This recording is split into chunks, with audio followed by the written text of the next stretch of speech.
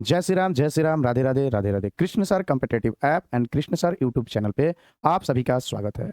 आप जो यह सेशन देख रहे हैं, यह बिहार स्पेशल से देख रहे हैं। और बिहार स्पेशल, आप बिहार के किसी भी लेवल के पेपर देना चाहते हैं और आप चाहते हैं उस पेपर में आपका तैयारी बेहतर हो और आपका जो है एक भी क्वेश्चन एग्जाम हॉल में ना छूटे, तो आप कृष्ण सर कॉम्पिटिटिव ऐप पर पढ़ रहे हैं, तो आप जितने भी प्ले लिस्ट में वीडियो पड़े हैं, इस वीडियो को कंटिन्यू देखते चलिए, चाहे आप यूट्यूब पे देख रहे हैं तो चलिए हम लोग चलते हैं अपने क्वेश्चन आंसर की तरफ। जो हमारे शेष क्वेश्चन है, यह हमारा 21 नंबर का क्वेश्चन है, जिस क्वेश्चन में कहा गया था तिरहुत प्रमंडल का मुख्यालय कहाँ है। देखिए, आप इसमें देखिएगा तिरहुत प्रमंडल, इसके पहले वाले में सारण प्रमंडल, हमारा 20 नंबर का जो क्वेश्चन था सारण प्रमंडल था।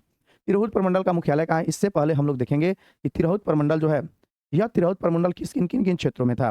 तो तिरहुत प्रमंडल जो हमारा जो एरिया कवर किया है, देखिए बाउंड्री बनाया जा रहा है, यह जो आपका बाउंड्री आ रहा है, देखते चलिएगा।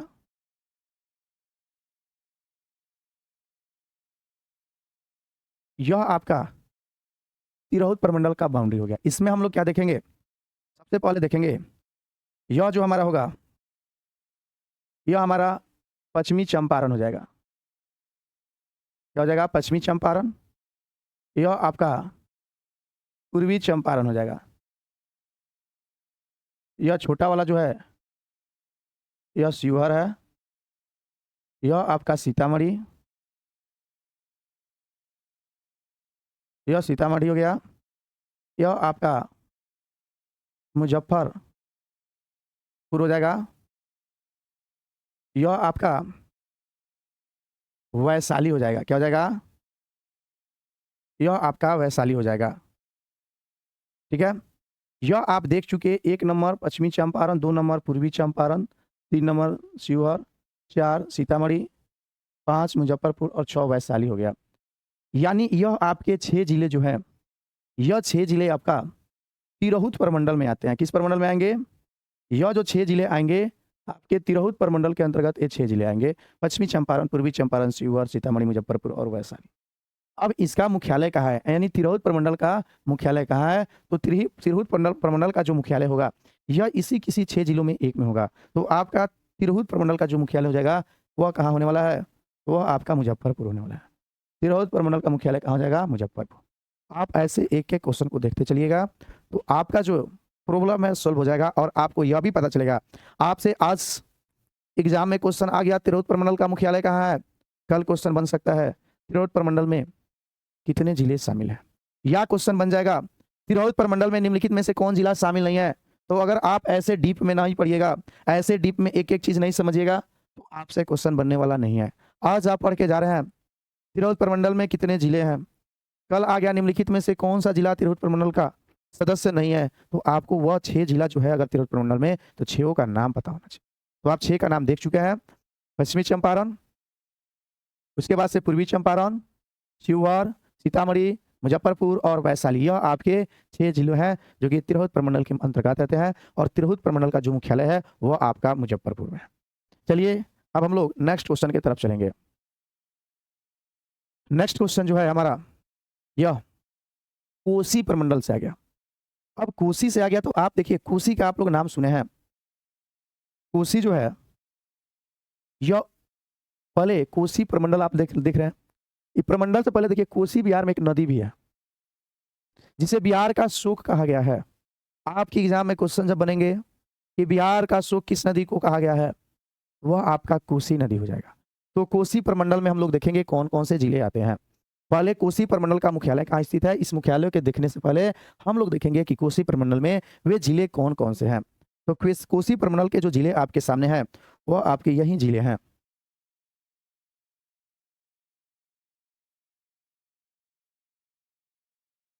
देखिए, कोसी प्रमंडल में आपके यही जिले आएंगे। तो यह जिले कौन कौन से हैं उसको हम लोग देख लेंगे। तो वह जिला में सबसे पहले हम लोग देखेंगे, यहाँ पे देखिए सबसे पहले हम लोग दे देंगे, यह आपका सुपौल हो जाएगा। ठीक है, यह आपका सहरसा हो जाएगा और यह आपका मधेपुरा हो जाएगा। क्या क्या हो गया? सुपौल, सहरसा और मधेपुरा।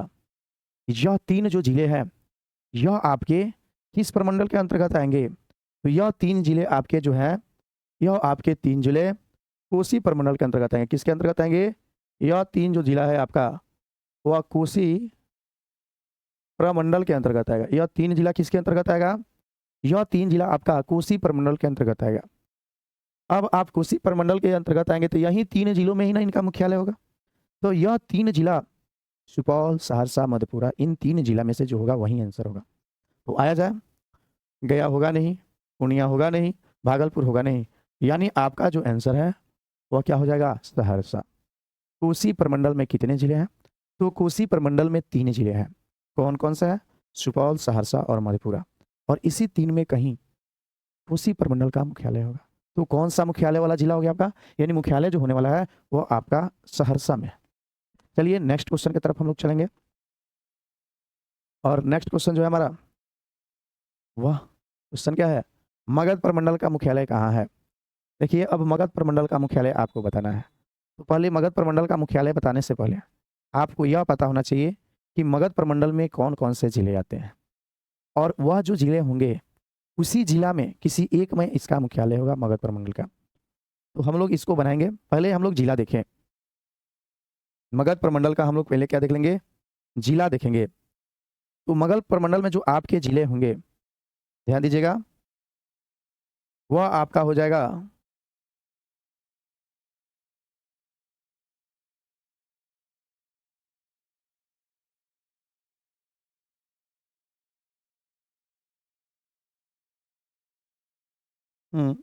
यह आपका हो गया मगध प्रमंडल के जिले। क्या हो गए? मगध प्रमंडल के आपके जिले हो गए। ये कौन कौन से जिले हो जाएंगे? तो देखिए, यह जो हो जाएगा आपका, यह जो आपका हो जाएगा बीच वाला, यह गया हो जाएगा। यह आपका औरंगाबाद हो जाएगा। और इधर गया के पश्चिम में औरंगाबाद, गया के पूर्व में जाएंगे, यह आपका नवादा हो जाएगा। ठीक है। और इसके ऊपर देख लेंगे, इधर आपका अरवल हो जाएगा, इधर जहानाबाद। यह जो 5 जिले हो गए, क्या क्या देखे? गया, गया के पश्चिम में कौन सा जिला देखे? औरंगाबाद। पूर्व में आप देखिए नवादा, और उत्तर की तरफ देख लिए आप, इधर देखे अरवल, और इधर देखे जहानाबाद। यह 5 जो जिले हैं, यह मगध प्रमंडल के अंतर्गत आते हैं। और मगध प्रमंडल का जो मुख्यालय होता है, मगध प्रमंडल का जो आपका मुख्यालय हो जाएगा, वह आपका गया में होगा। मगध प्रमंडल का मुख्यालय कहाँ होने वाला है? गया में। मगध प्रमंडल का मुख्यालय कहाँ होगा? गया में। आपसे एग्जाम में यह भी क्वेश्चन दे सकता है, मगध प्रमंडल के अंतर्गत कितने जिले आते हैं? तो मगध प्रमंडल के अंतर्गत 5 जिले आते हैं। गया के पश्चिम में औरंगाबाद, पूर्व में नवादा, और ऊपर में हम लोग देखेंगे अरवल और जहानाबाद। क्या देखेंगे? गया के पश्चिम औरंगाबाद, गया के पूर्व में नवादा, और गया के ऊपर यानी अरवल और जहानाबाद। यह 5 जिले जो है यह मगध प्रमंडल के अंतर्गत आते हैं। और मगध प्रमंडल में 5 जिले हैं, जिसमें हम लोग देखेंगे गया में इसका क्या है? मगध प्रमंडल का आपका मुख्यालय है। चलिए नेक्स्ट क्वेश्चन हम लोग देखा जाए। नेक्स्ट क्वेश्चन जो है आपका वह है, बिहार की राजधानी पटना से बिहार के कुल कितने जिले सीमा साझा करते हैं? बिहार की राजधानी पटना से बिहार के कुल कितने जिला सीमा साझा करते हैं? तो बिहार का यह आपका पटना जिला हो गया। देखिए, यह जो रेड बॉक्स में है, यह जो रेड बॉक्स में है, यह आपका बिहार का पटना है। और इसका अभी पहले वाले क्वेश्चन पे बताए थे, इसके पहले जो क्वेश्चन कराए हैं इसमें बताए थे 4 ऊपर से और 5 नीचे से जिले हैं, यानी कुल जिलों की जो संख्या है वह 9 है। यानी कुल जिलों की संख्या कितनी है? 9 है। ठीक है, कुल जिलों की संख्या आपका 9 है। बिहार की राजधानी पटना से बिहार के कुल कितने जिला सीमा साझा करते हैं? तो 9 है। वे कौन कौन से जिला है एक बार देख लेंगे। यह आपका छपरा हो गया, देखिए जिला सीमा साझा कर रहा है। यह आपका वैशाली हो गया, यानी हाजीपुर वाला एरिया। फिर यह जो आप देखिएगा, यह आपका समस्तीपुर हो गया, यह आपका बेगूसराय हो गया। उसके बाद से देखिएगा, यह आपका लखीसराय हो गया, लखीसराय। यह आपका नालंदा हो गया, बिहार शरीफ या नालंदा। उसके बाद से यह आप देखिएगा तो जहानाबाद हो जाएगा। यह अरवल और यह भोजपुर आ रहा हो गया। ठीक है, और ये आपका जो दिख रहा है यह आपका पटना हो गया। तो आप देख लिए पटना से यह जो बाउंड्री है, देखिए पटना वाला यह जो बाउंड्री है, देखिए यह जो बाउंड्री है यही बाउंड्री पटना का है। तो पटना से आप देखिए छपरा को देख लिए, 1 number, 2 number Vaishali, 3 number Samastipur, 4 Begusarai, 5 में लखीसराय, 6 में अपना नालंदा, 7 जहानाबाद, 8 अरवल और 9 जो है यह भोजपुर हो गया। यानी यह 9 जो जिले हैं जिनका संबंध जो है किससे है, तो बिहार की राजधानी पटना से इन 9 जिलों का सीमा लगा हुआ है। और आपसे क्वेश्चन में यही कहा गया था, बिहार की राजधानी पटना से बिहार के कुल कितने जिला सीमा साझा करते हैं, तो कितने जिला सीमा साझा करेंगे, तो यह 9 जिले होंगे। यह बिहार स्पेशल में बिहार के किसी भी कॉम्पिटिटिव एग्जाम में यह क्वेश्चन आने की संभावना रहेगी और अभी तक आई भी है। तो आप अपना तैयारी बेहतर बनाना चाहते हैं तो एक एक पॉइंट को गौर से देखिए, अच्छे से समझिए और एक एक क्वेश्चन पर ध्यान केंद्रित कर पढ़िए, तो ही आप आगे बढ़िएगा। चलिए हम लोग अब जो है अपने अगले क्वेश्चन की तरफ चलेंगे और वह भी क्वेश्चन ऐसे ही दमदार होगा। दमदार क्वेश्चन बनाने के लिए आप जो है दमदार तरीका से अपने समझ को विकसित करिए। नेक्स्ट जो क्वेश्चन है हमारा, यह क्वेश्चन है आपका, पटना का पुराना नाम क्या है। देखिए पटना का पुराना नाम आपसे पूछा जा रहा है, पटना का पुराना नाम पूछा जा रहा है। तो पटना का जो पुराना नाम है वह आपका 4 ऑप्शन दिए हुए हैं। क्या दिए गए हैं, 4 ऑप्शन दिए गए हैं। इन चारों ऑप्शन में आपका जवाब है, इन चारों ऑप्शन में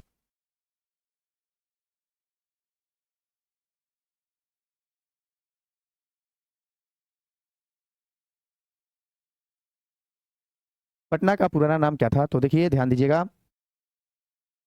यहाँ पे हम लोग ध्यान देंगे पटना का पुराना नाम। तो पटना का पुराना नाम पाटलीग्राम है, कुशपुर है, कुसुमपुर है, अजीमाबाद है। यानी यह सारा है पाटलीग्राम, कुशपुर, कुसुमपुर और अजीमाबाद। यह जो चारों नाम दिख रहे हैं यह सारे के सारे नाम जो है यह पटना का पुराना नाम है। तो इसलिए इसका आंसर क्या हो जाएगा, 1 से अधिक हो जाएगा। क्या हो जाएगा इसका आंसर, इसका आंसर जो होगा 1 से अधिक हो जाएगा, क्योंकि पटना का यह जो नाम है आपको थ्योरी क्लास में करा दिए गए हैं। अगर आप थ्योरी क्लास अच्छे से पढ़े होंगे तो समझ में आएंगे। यह एक एक क्वेश्चन बहुत ही बारीकी से आप समझ पाइएगा और याद भी होगा। अगले क्वेश्चन को देखिए, यह इमेज आपको पता चल नहीं जाएगा कौन सा इमेज है। क्वेश्चन है पाटलिपुत्र की स्थापना किसने की। पाटलिपुत्र की आपको स्थापना बताना है। तो पाटलिपुत्र का जो स्थापना किया था वह आप जानते हैं मगध की गद्दी पर एक वंश कार्य कर रहा था, उस वंश का नाम था हर्यक वंश। और उसी वंश का एक शासक था जिस शासक का नाम था उद्दयन। क्या नाम था, उद्दयन। और उद्दयन के द्वारा 461 बीसी में, कब, 461 बीसी में उस उद्दयन के द्वारा पाटलिपुत्र पाटलिपुत्र शहर की स्थापना की जाती है। किसकी स्थापना की जाती है, पाटलिपुत्र शहर की स्थापना जो की जाती है वह हर्यक वंश का शासक, हर्यक वंश का शासक रहता है, नाम होता है उसका उद्दयन, जो कि 461 बीसी में स्थापना किसका करता है, तो वह स्थापना आपका कर देगा पाटलिपुत्र का। ठीक है, वह स्थापना करता है पाटलिपुत्र का और नाम होता है उसका उद्दयन, जो कि 461 बीसी में, 461 बीसी में यह स्थापना करता है पाटलिपुत्र शहर का। और वह जो उद्दयन होता है यह उद्दयन किस वंश का होता है, तो जो उद्दयन होता है यह हर्यक वंश का शासक होता है। चलिए नेक्स्ट क्वेश्चन की तरफ चलेंगे और नेक्स्ट क्वेश्चन हम लोग देखने वाले हैं, पटना की स्थापना किस वर्ष हुई थी। देखिए पटना की स्थापना पूछी जा रही है। पटना का जो स्थापना होता है यह स्थापना शेरशाह सूरी के द्वारा किया जाता है, जो कि शेरशाह सूरी जो था वह सूर वंश का शासक था। किस वंश का शासक था, शेरशाह सूरी आपका सूर वंश का शासक होता है। पटना की स्थापना किसके द्वारा की जाती है, तो पटना की जो स्थापना की जाती है यह शेरशाह सूरी के द्वारा की जाती है और यह जो वर्ष हो जाएगा 1541। किसी किसी बुक में 1540 ईस्वी भी दिया रहता है। तो ऐसा नहीं कि गुरुजी आप गलत पढ़ा रहे हैं। देखिए हम भी जो पढ़ा रहे हैं वो आपको बहुत सारे बुक अलग अलग बुकों में अलग अलग जवाब दिया है। तो ऐसा नहीं, देखिए आपको दोनों जवाब बता दे रहे हैं, क्योंकि किसी किसी बुक में 1540 दिया रहता है और किसी किसी में 1541 दिया रहता है। आप अपने ऑप्शन के अकॉर्डिंग इसको बना लीजिएगा। पटना की स्थापना किस वर्ष हुई थी, तो 1541 में और सूर्यवंश का शासक आता है जिसका नाम होता है शेरशाह सूरी। और इन शेरशाह सूरी के द्वारा पटना शहर की स्थापना की जाती है। जबकि आप इसके पहले वाले क्वेश्चन में देखे हैं कि पाटलिपुत्र की स्थापना उद्दयन के द्वारा किया जाता है 461 बीसी में। चलिए नेक्स्ट क्वेश्चन की तरफ हम लोग आएंगे, पटना की स्थापना किसने की थी। तो पटना की स्थापना पूछा जा रहा है। देखिए पटना का स्थापना आपसे पूछा जा रहा है। पटना का जो स्थापना किया गया यह पटना का स्थापना आपके द्वारा, ध्यान दीजिएगा, यह आपके शेरशाह सूरी जो कि सूर वंश से संबंधित था। शेरशाह सूरी जो कि सूर वंश से संबंधित था, इस शेरशाह सूरी द्वारा 1541 ईस्वी में पटना शहर की स्थापना की जाती है। चलिए अगले क्वेश्चन की तरफ हम लोग चलेंगे। अगला क्वेश्चन है, गंगा नदी के किनारे बिहार के कुल कितने जिले लगे हैं? आपको बताना है गंगा नदी के किनारे बिहार के कितने जिले होंगे। गंगा नदी के किनारे बिहार के कितने जिले होंगे? तो गंगा नदी के किनारे बिहार के जो जिले होंगे, एक बार हम लोग उनका नाम देखते चलेंगे। ठीक है, गंगा नदी के किनारे बिहार के जिले जो होंगे उनका नाम एक बार हम लोग देखते चलेंगे।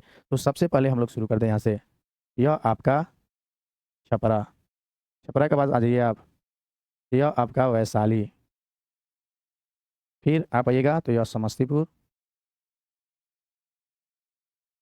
ठीक है, समस्तीपुर के बाद हम लोग देखेंगे यह आपका बेगूसराय, क्या हो जाएगा?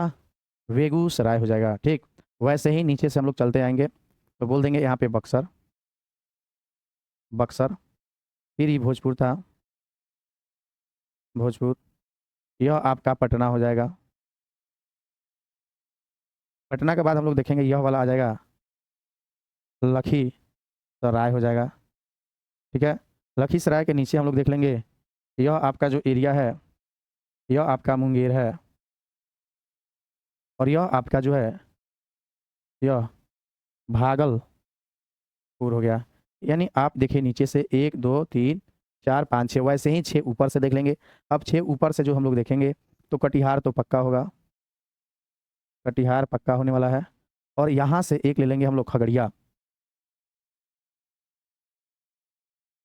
देखिए यह जो जिले हैं, यह जो जिले हैं इसको ही गंगा नदी, देखिएगा यह आपका गंगा नदी का इमेज हम बना दे रहे हैं। ऐसे ही, ऐसे ही हम लोग देखेंगे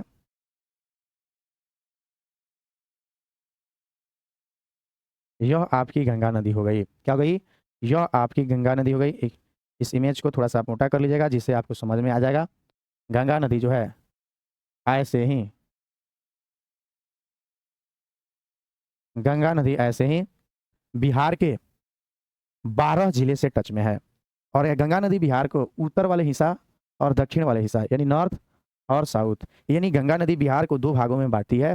ऊपर वाले हिस्से को उत्तरी बिहार कहते हैं और नीचे वाले हिस्से को दक्षिणी बिहार कहते हैं। तो हम जो देखे इसमें क्या देखे, सबसे पहले देखे गंगा नदी के बारे में, जिसमें हम लोग देखे ऊपर से देख रहे हैं छपरा, वैशाली, समस्तीपुर, छपरा, वैशाली, समस्तीपुर, बेगूसराय, खगड़िया और कटिहार। छपरा, वैशाली, समस्तीपुर, बेगूसराय, खगड़िया, कटिहार, और नीचे से आ जाएंगे हम लोग बक्सर, भोजपुर, पटना, बक्सर, भोजपुर, पटना, लखीसराय, मुंगेर और भागलपुर। यह जो है हमारे बिहार में गंगा नदी इन 12 जिलों से टच में है। इन 12 जिलों से होकर गंगा नदी गुजरती है। और गंगा नदी का जो एंट्री है वह आपका बक्सर में चौसा के पास है। कहाँ है? बक्सर में चौसा के पास है। लेकिन किन्हीं किन्हीं बुकों में यह भोजपुर आरा में एंट्री दे देता है। लेकिन याद रखे रहिएगा कहाँ पे एंट्री है, तो बक्सर में चौसा के पास। आपका जो क्वेश्चन था गंगा नदी के किनारे बिहार के कुल कितने जिले हैं, तो जिले कितने लगे हैं आप सभी देख लिए। यह जो जिले हैं वे 12 जिले हैं। 12 जिले कौन कौन से हैं तो आप सभी देखे, पहले आप देखे छपरा, छपरा के बाद देखे वैशाली, उसके बाद देखे समस्तीपुर, क्या देखे? समस्तीपुर देखे।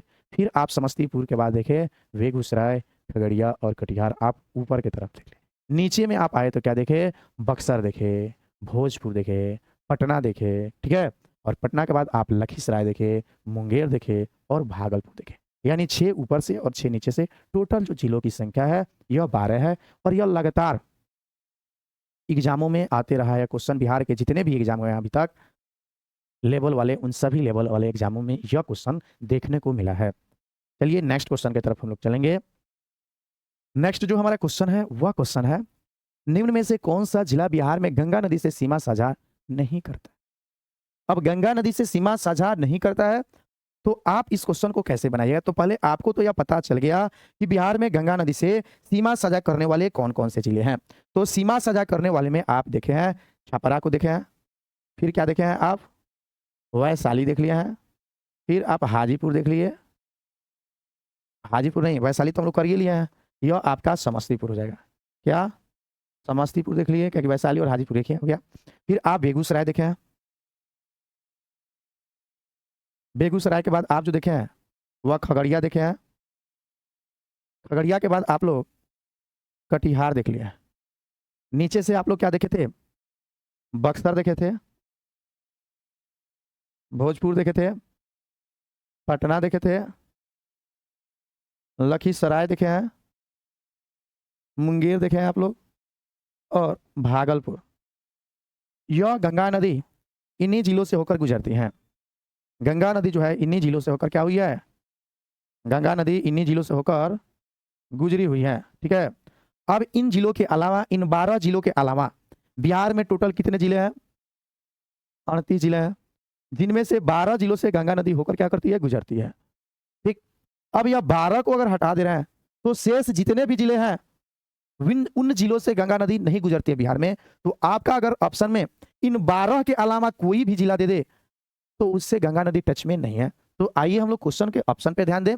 बक्सर आप लोग को पता है, बक्सर से गुजरती है। बक्सर के चौसा से ही इसका एंट्री है बिहार में। कटिहार में आप लोग देख ही रहे हैं, कटिहार से गंगा नदी गुजर रही है।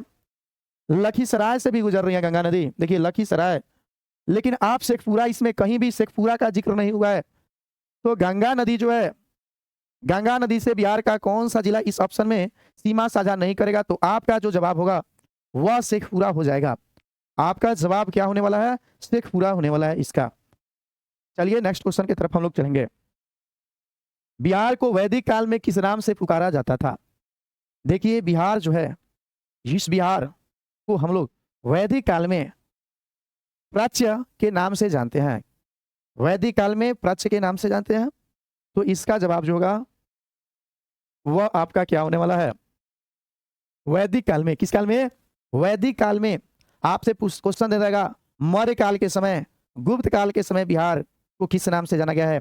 तो आगे क्वेश्चन है तो उसको हम लोग देखेंगे अगले क्वेश्चन में। तब तक यहां पे हम लोग देखें कि वैदिक काल में बिहार को क्या कहा गया है? प्राच्य। बिहार को प्राच्य कहा गया है किस काल में? वैदिक काल में। नेक्स्ट क्वेश्चन को हम लोग देखने वाले हैं। बिहार को मौर्य काल में किस नाम से जाना जाता है? देखिए आपको जो भी क्वेश्चन अभी कराया जा रहा है यह सारे के सारे क्वेश्चन एग्जाम में आए हुए हैं। आप प्रीवियस ईयर का क्वेश्चन उठाकर देखिए, बिहार के किसी भी एग्जाम का पेपर उठाइए जिसमें आपका सिलेबस में अगर बिहार स्पेशल हो, जिस एग्जाम में बिहार स्पेशल सिलेबस में हो, और उस एग्जाम के क्वेश्चन पेपर को उठाइएगा तो आप इन सभी क्वेश्चनों को उस पेपर में पाइएगा। प्रत्येक पेपर में आपको इस तरह के क्वेश्चन मिलेंगे। तो आप अपनी तैयारी को बेहतर बनाना चाहते हैं तो आप सभी एक एक क्वेश्चन को बारीकी से मैप के सहारे मेरे साथ याद करते चलिए, समझते चलिए, क्योंकि समझ रहेगा तो एग्जाम हॉल में आप बना लीजिएगा। लेकिन आप रटंत तोता बनिएगा तो रटंत तोते वाले लोगों से एग्जाम हॉल में सारे क्वेश्चन का जवाब नहीं दिया जाता है। आप अगर प्रत्येक क्वेश्चन का जवाब देना चाहते हैं अच्छे से तो एक एक पॉइंट मेरे साथ मैप के साथ समझते चलिए और उसको माइंड में फीड करते चलिए। बिहार को मौर्य काल में, देखिए कंसेप्ट आपको बताया ना, वैदिक काल, उसके बाद कौन सा काल? मौर्य काल। बिहार में मौर्य काल में, बिहार को मौर्य काल में किस नाम से जाना जाता है? तो बिहार को मौर्य काल में जो नाम दिया गया था वो आपका मगध। मगध। बिहार को मौर्य काल में, बिहार को मौर्य काल में मगध कहा गया। क्या? मगध से नाम से जाना जाता है आपका बिहार।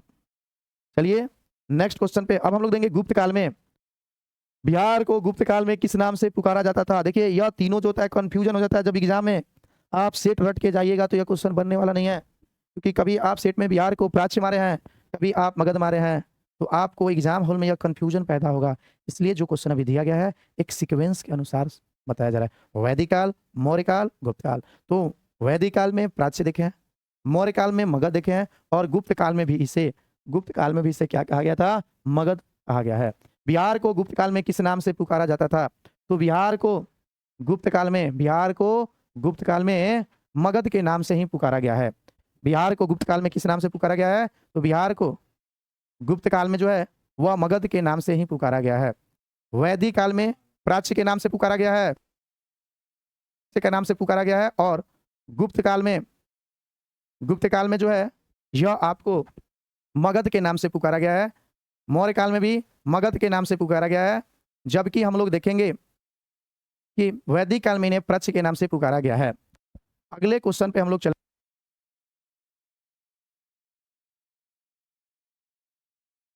अगला क्वेश्चन, बिहार में से झारखंड कब अलग हुआ? बिहार से झारखंड कब अलग हुआ, यह हमारा अगला क्वेश्चन है। अब बिहार से झारखंड की बातें कही गई है तो हम लोग देखने वाले हैं। देखिए, बिहार से झारखंड जो अलग होता है वह आपका हो जाएगा 15 नवंबर 2000 सन को, 15 नवंबर 2000 सन को बिहार से झारखंड अलग होकर, और यह बिहार का झारखंड 28वां, क्या मतलब बिहार का, यानी बिहार से झारखंड अलग होकर जो झारखंड है यह भारत का 28वां राज्य बनता है। झारखंड बिहार से अलग होकर 15 नवंबर 2000 सन को बिहार से अलग होकर झारखंड जो है यह देश का 28वां राज्य बनता है। अगले क्वेश्चन की तरफ हम लोग चलेंगे। उड़ीसा सहित बिहार को एक अलग राज्य का दर्जा कब प्राप्त हुआ? उड़ीसा सहित, देखिए उड़ीसा सहित बिहार को एक अलग राज्य का जो दर्जा प्राप्त होता है वह सन आपका हो जाता है 1 अप्रैल, वह सन आपका क्या हो जाएगा 1 अप्रैल 1912। 1 अप्रैल 1912 को बिहार जो है उड़ीसा सहित, बिहार जो है उड़ीसा सहित एक अलग राज्य का दर्जा प्राप्त होता है। बिहार को उड़ीसा सहित 1 अप्रैल 1912 को एक अलग राज्य का दर्जा प्राप्त होता है। अगले क्वेश्चन पे हम लोग आएंगे। उड़ीसा को बिहार से कब पृथक किया गया? उड़ीसा को बिहार से कब पृथक किया गया? उड़ीसा को बिहार से कब पृथक किया गया? तो ध्यान दीजिएगा, उड़ीसा को बिहार से जो पृथक किया गया है, यह आपको पृथक जो किया गया है वह 1 अप्रैल 1936, 1 अप्रैल 1936 को बिहार से उड़ीसा जो था वह पृथक राज्य बनता है।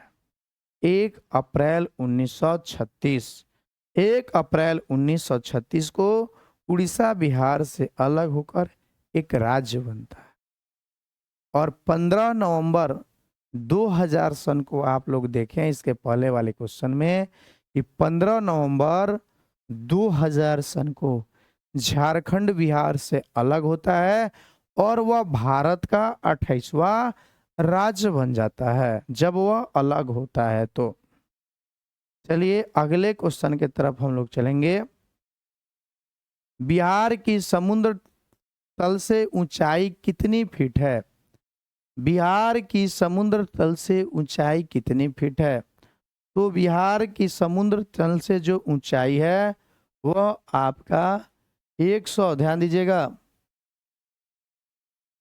173 फीट। क्या 173 फीट यह बिहार जो है बिहार का समुद्र तल से ऊंचाई है। बिहार का किससे, देखिए यह भी एग्जाम में क्वेश्चन आया हुआ है, बिहार का समुद्र तल से ऊंचाई कितनी है और किस में बताना है? तो फीट में यहाँ बताना है। ध्यान दीजिएगा क्वेश्चन में फीट में दिया है कि मीटर में दिया है?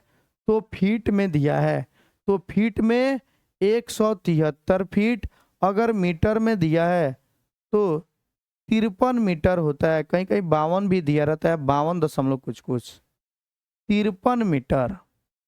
अगर मीटर में दिया हो तो 53 मीटर, कहीं कहीं बुक में 52 दशमलव कुछ कुछ दिया रहता है।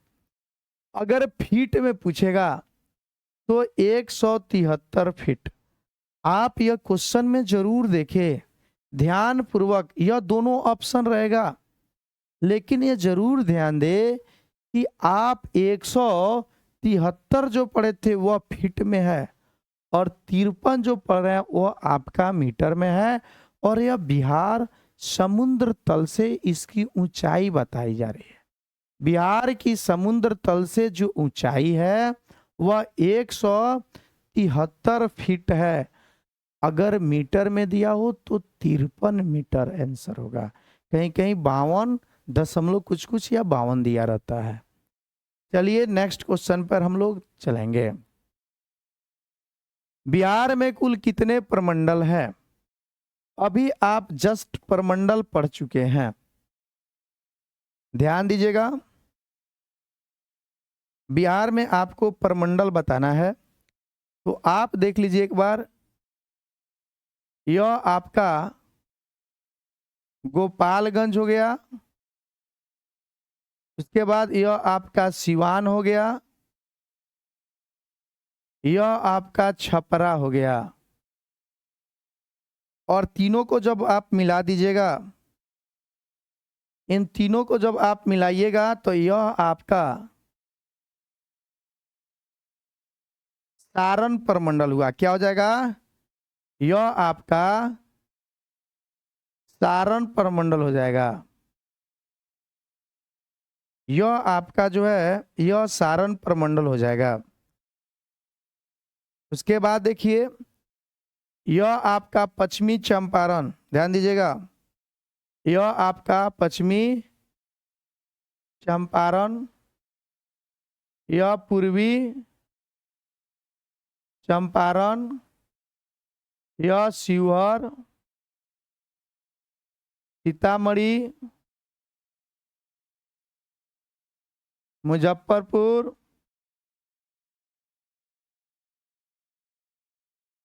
और वैशाली, और वैशाली। इसको अगर आप ले रहे हैं,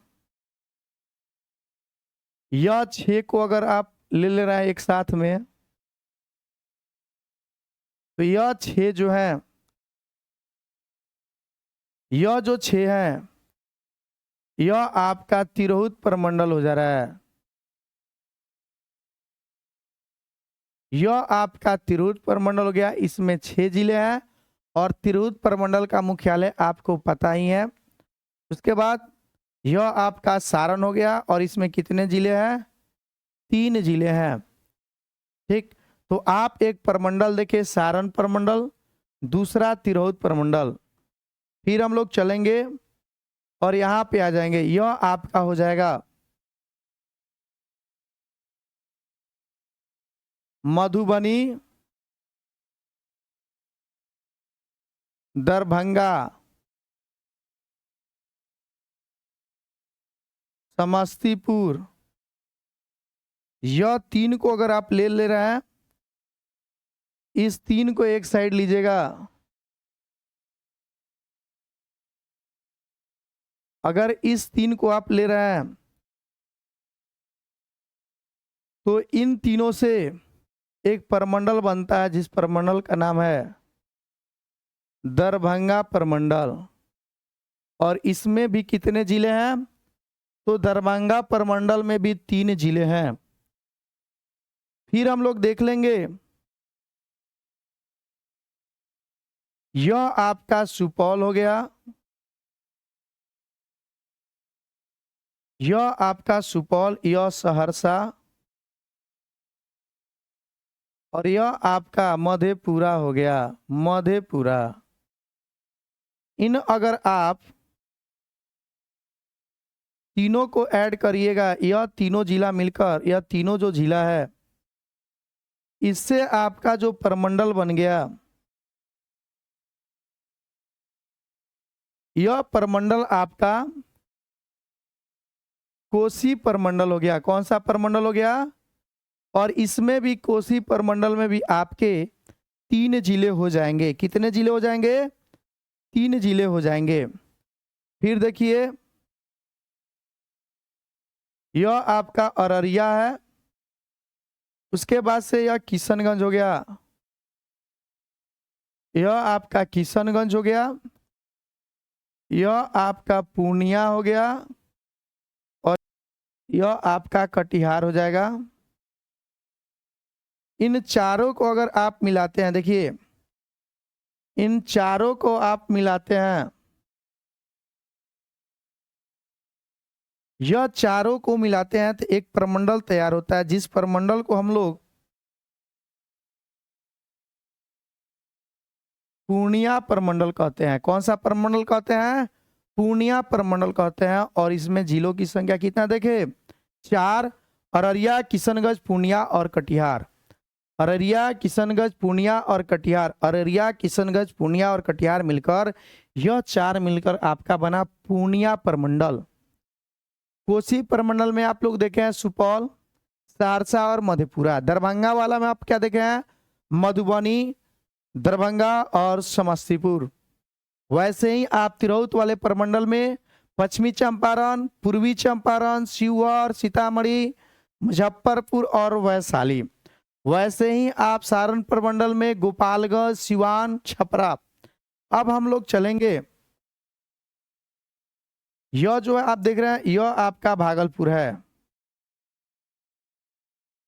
भागलपुर और बांका, यह आपका बांका जिला। यह दोनों को मिला दीजिएगा, यह दोनों जिला को मिलाइएगा तो यह आपका तैयार हो जाता है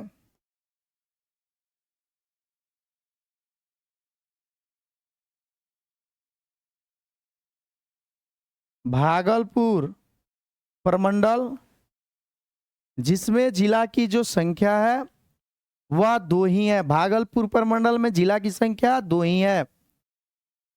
अगले हम लोग चलेंगे, यह आपका जमुई जिला हो जाएगा। यह कौन सा जिला हो गया? जमुई। यह आपका शेखपुरा हो जाएगा। यह आपका लखीसराय, मुंगेर, खगड़िया और यह आपका बेगूसराय। ये जो 6 जिले हैं, देखिए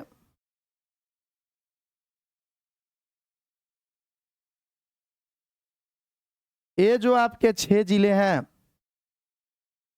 ये 6 जिले आपके जमुई, शेखपुरा, देखिए जमुई, शेखपुरा, लखीसराय, मुंगेर, खगड़िया और बेगूसराय। यह जो 6 जिले हैं, यह आपके 6 जिले मिलकर और एक प्रमंडल ये भी बना लेते हैं, जिस प्रमंडल को हम लोग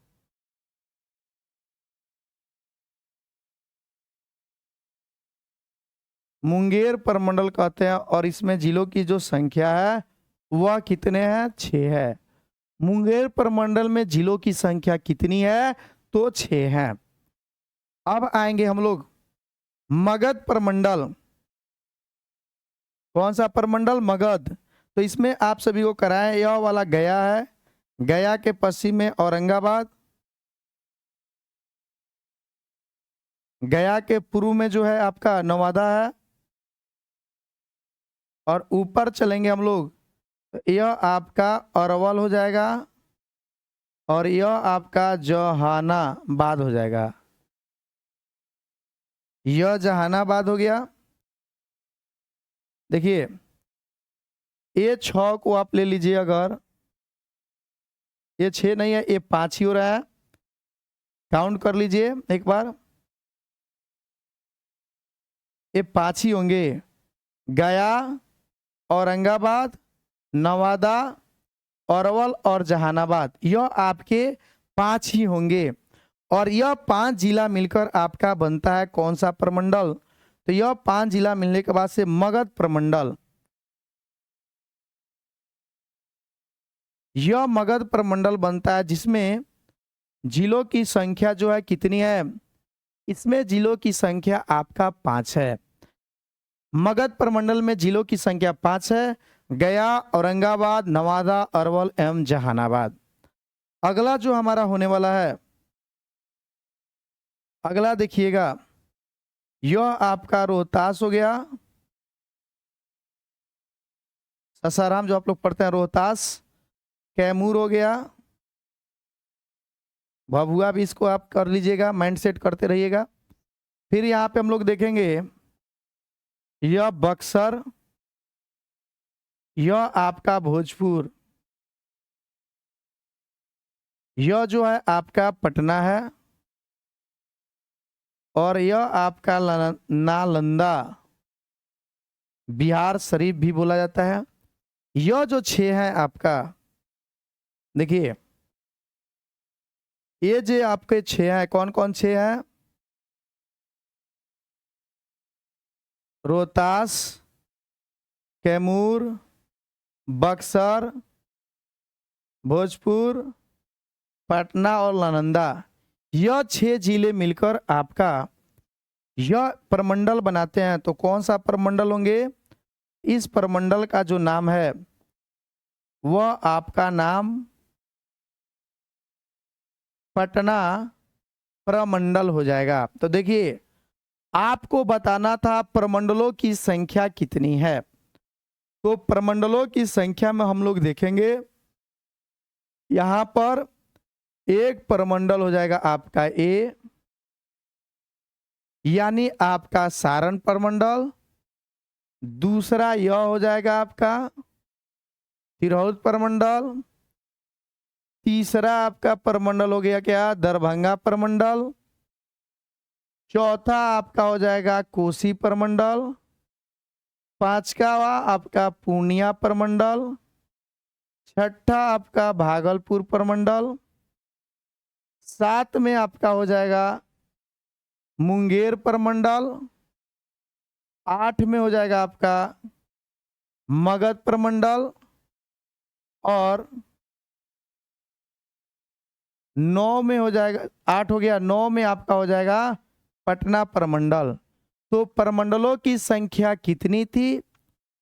यह मैं डायरेक्ट यहाँ पे आपको क्लिक कर सकता था कि चलिए ऑप्शन बी मारिए, लेकिन आप एग्जाम में ऐसे पढ़कर जाइएगा, ऐसे आप अगर तैयारी करके जाते हैं कि किस प्रमंडल में कौन से जिले हैं, और जिला भी आप एक एक जिला को बारीकी से देख कर जाते हैं, तो यह दावा है बिहार के किसी भी एग्जाम के सिलेबस में अगर आपका बिहार स्पेशल है तो बिहार स्पेशल से एक भी क्वेश्चन, यानी बिहार से एक भी क्वेश्चन छूटने वाले नहीं है। चलिए अब हम लोग नेक्स्ट क्वेश्चन के तरफ चलेंगे। तो इसका जवाब आप लोग क्या देखे थे? इसका जवाब जो था वह 9 हो जाएगा। बिहार में प्रमंडलों की संख्या 9। कौन कौन सा? तो सारण, तिरहुत, दरभंगा, कोसी, पूर्णिया, भागलपुर, मुंगेर, मगध, और मगध के बाद पटना, यह आपके 9 प्रमंडल हो गए। अगले क्वेश्चन पे हम लोग चलेंगे। नौगछिया किस जिले में स्थित है? देखिए बिहार में जो पुलिस जिला है यह 44 है, जिसमें से 4 जो पुलिस जिला है वह रेलवे पुलिस जिला है, और 40 जो पुलिस जिला है वह 40 सिविलियन पुलिस जिला है। जिसमें से आप सभी इमेज में याद रखिएगा, जितना आप जिला देख रहे हैं सारे जिला में एक एक सिविलियन पुलिस जिला है, लेकिन आपका जो यह पश्चिमी चंपारण है, यह आपका पश्चिमी चंपारण जो है, यह आपका पश्चिमी चंपारण, यहां पे 2 पुलिस जिला है। एक आपका बेतिया में है और दूसरा आपका जो है बगहा में है। वैसे ही आपका यह जो है भागलपुर है, इस भागलपुर में भी 2 पुलिस जिला है। बाकी आप जितने भी जिला देख रहे हैं सारे जिला में एक एक पुलिस जिला है। जितना भी जिला देखिएगा सभी जिला में एक एक पुलिस जिला है। सभी जिला में क्या है? एक एक पुलिस जिला है। ध्यान रखिएगा। ये आप जितने भी देख रहे हैं सारे जिला में एक एक पुलिस जिला है।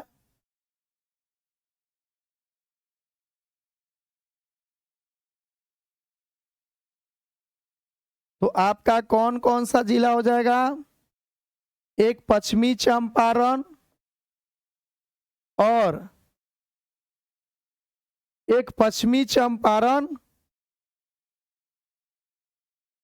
और एक भागलपुर।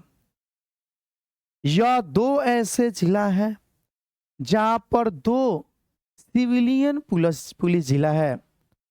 पश्चिमी चंपारण में आपका बेतिया के साथ साथ क्या बगहा में भी एक पुलिस जिला है। वैसे ही आप जब चलिएगा तो भागलपुर में तो पुलिस जिला है ही, उसके साथ साथ नौगछिया में भी पुलिस जिला है। बाकी जो शेष जिला आप देख रहे हैं सभी जिलों में एक ही सिविलियन पुलिस जिला है। चलिए नेक्स्ट क्वेश्चन के तरफ हम लोग बढ़ेंगे और नेक्स्ट क्वेश्चन जो हमारा होगा यह क्वेश्चन है, बिहार का सबसे उत्तरी जिला कौन सा है? तो इसको भी आप देखिए, बिहार का उत्तरी जो जिला है यह आपका, देखिए क्वेश्चन है बिहार का उत्तरी जिला, तो याद रखिएगा पश्चिमी चंपारण। पश्चिमी चंपारण जो है यह बिहार का कौन सा जिला है? उत्तरी जिला है। बिहार का उत्तरी जिला पश्चिमी चंपारण। गया जो है यह बिहार का दक्षिणी जिला है। गया बिहार का दक्षिणी जिला है, सबसे दक्षिणी जिला। वैसे ही आपका पश्चिमी चंपारण बिहार का उत्तरी जिला है। फिर हम लोग आएंगे तो आपका कैमूर जो हो जाएगा यह बिहार का सबसे पश्चिमी जिला है। और किशनगंज जो होगा वह आपका, ध्यान दीजिएगा, किशनगंज यह आपका बिहार का पूर्वी जिला हो जाएगा। कौन सा जिला हो जाएगा? यह आपका बिहार का पूर्वी जिला हो जाएगा। पश्चिमी चंपारण बिहार का सबसे उत्तरी जिला, बिहार का सबसे दक्षिणी जिला गया, बिहार का सबसे पश्चिमी जिला कैमूर और बिहार का सबसे पूर्वी जिला जो है यह आपका किशनगंज है। क्या है? किशनगंज। क्वेश्चन क्या था? बिहार का सबसे उत्तरी जिला, तो इसका जवाब जो हो जाएगा वह आपका पश्चिमी चंपारण हो जाएगा। यह जो देख रहे हैं यह बिहार स्पेशल के एमसीक्यू क्वेश्चन है, जो आप अपनी तैयारी को अगर बेहतर बनाना चाहते हैं तो इस तरह का क्लास अगर करिएगा बिहार स्पेशल का थ्योरी के साथ साथ एमसीक्यू, तो आपकी तैयारी बेहतर हो जाएगी। चलिए मिलते हैं नेक्स्ट क्लास में, तब तक के लिए जय हिंद जय भारत।